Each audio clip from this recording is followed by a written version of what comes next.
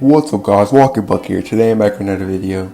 And in this video I'm going to be talking about some of the underrated hot starts in the league. As you know, the season just started, so there's going to be some hot starts. But some players really haven't been talked about as much as others. Like you hear Sabonis and like Markelle Fultz had amazing hot starts with Christian Wood. But I think these 8 guys, 6 are non-rookies and 2 are rookies, had hot starts that haven't been really talked about that much, so I'm going to give them a shout out right here. If you enjoyed the video, make sure to drop a like, comment down below any videos you want me to do. Don't forget to subscribe to the channel at 74 right now, and I'm trying to hit 100 soon, but now let's get started. The first guy I'm going to talk about is Jerami Grant, as he had a rough preseason after getting paid $20 million.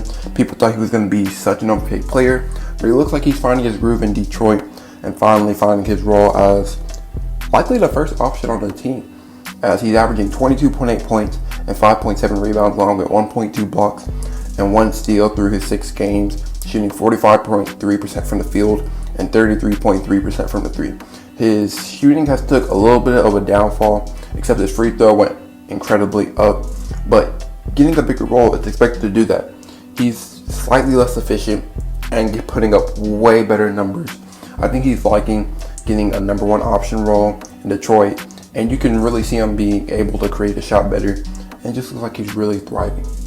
Next guy I'm going to talk about is Terrence Rozier, as you don't really hear him much because you know they have LaMelo, they have Devontae Graham, but after coming off an 18-point per game season last year, he's currently averaging 23.2 points through 6 games, shooting 49% from the field and 45.1% from the 3.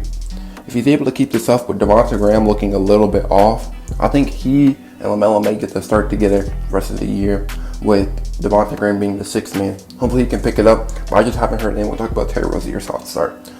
All I heard is about his posterized dunk on KD, which wasn't even much of a poster. But Terrence Rozier is having a good start, and y'all should know that.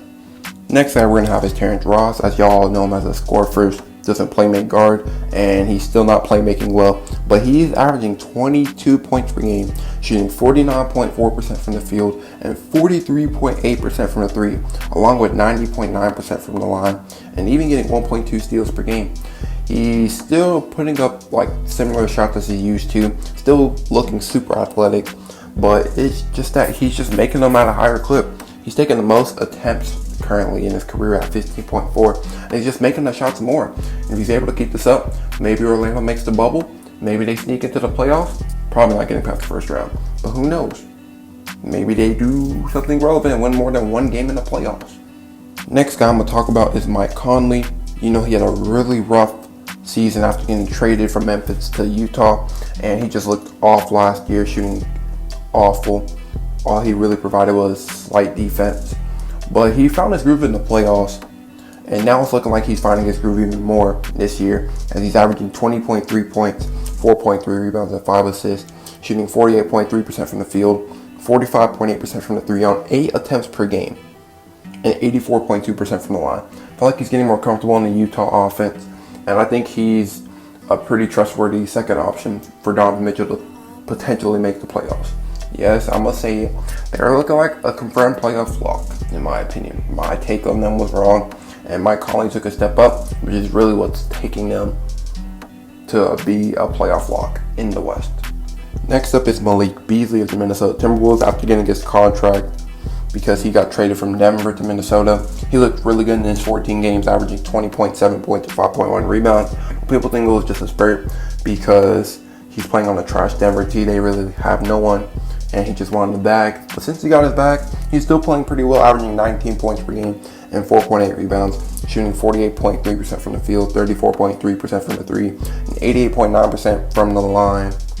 And I just feel like he's looking like how he looked last year. Like some shots kind of look forced because like they didn't have Cat multiple times.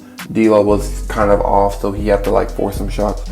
But with them healthy, he looks really comfortable in their lineup, and I just really like how he fits well for Minnesota. If only they had the power forward, and this team could really be something special. And the final non-rookie I'm going to have is Thomas Bryant. And you saw in the bubble how good he really looked without Wall, without Beal, without Bertans. Someone's going to have to step up, and he really stepped up. And it looks like he may step up this year in the Westbrook and Beal lineup. being the third best player, averaging 17.9 points and 6.7 rebounds, shooting 66.7% from the field and 50% from the 3 on 2.6 attempts per game, shooting 63.2% from the line, which is not super good, but he's a big man, so it's alright. And just his ability to space the floor and be like a third offensive threat is just really helpful. He's improving as a rim protector, still not very good, but he's definitely improving. And hopefully, if he can really pick that up and Washington fights the perimeter defenders, Washington can hopefully pick their season back up. Two other shouts before I want to go to the rookies are to DeMar DeRozan and Michael Porter Jr.